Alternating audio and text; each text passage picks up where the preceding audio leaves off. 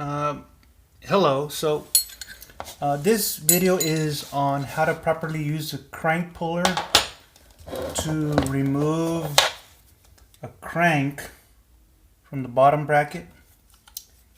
And so to begin, I noticed that many people were complaining about these cheaper crank pullers. I bought this one from Amazon. It's a brand called Tugu. I don't remember if that's the manufacturer, just simply the seller. Spelled Teoogoo. And I went ahead and bought this to see if it worked. I mean, there's a better quality tool called Park Tool. And what I did prior to using this is view the Park Tool video and emulate the process they used for their tool. So what I did when I first got this, I completely removed the black part from the silver part, so the female from the male end. And I noticed some resistance, so I went ahead and cleaned all the threads from the debris, which I guess is debris left over from machining and forming the threads on these parts. And once I had that done, I took the black part, this black part here that goes into the, so obviously before I removed the crank, I placed it in here and I screwed it on completely until I could go no further. And then, until I could go no further by hand, that is. And then what I did, I got a 5/8" wrench, 16 millimeters should work also, at least for the one I bought. And I just tightened it just a bit more, just so a bit more beyond what I could do by hand, just so it could be firmly in. And that's what I saw the person from Park Tool do. Once I had that, then I put the silver male part in, and I threaded it all the way I could by hand until I could no longer thread it by hand. And once that was done,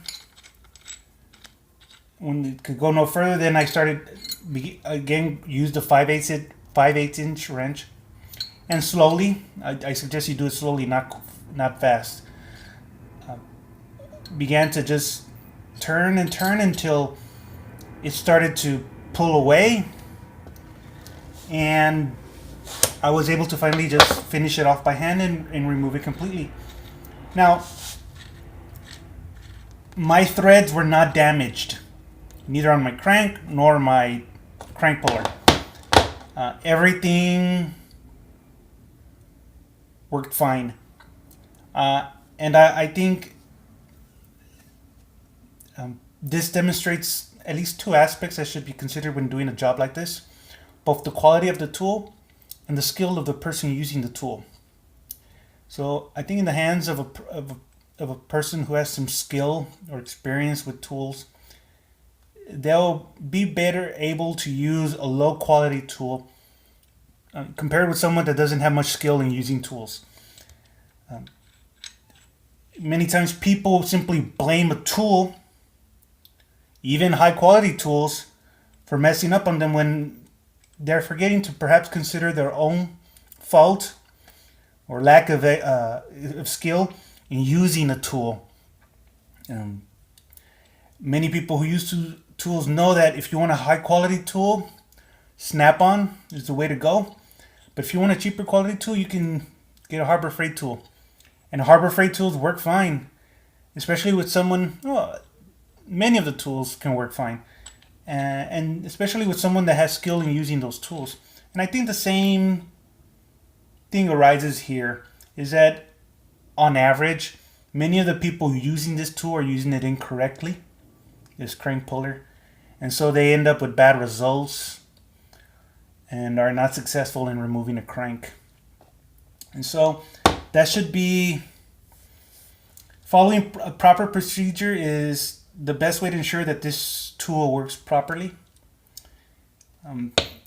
You'll save some money unless you want to go ahead and buy the Park Tool, but I'm pretty sure some people can ruin a Park Tool as well if they do this carelessly, especially if they don't screw in the black part as much as possible with a little extra torquing with the wrench.